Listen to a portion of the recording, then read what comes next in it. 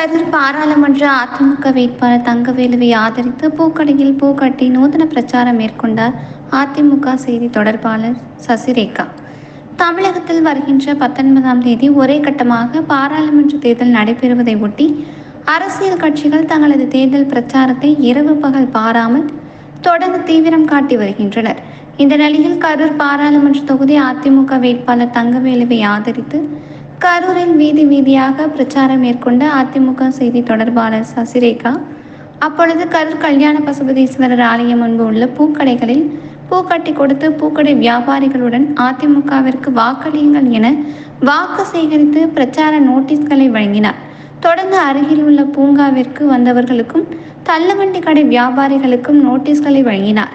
இந்த நிகழ்ச்சியில் கரூர் மாநகராட்சி அதிமுக மாமன்ற உறுப்பினர் உள்ளிட்ட அதிமுக நிர்வாகிகள் உடன் இருந்தனர்.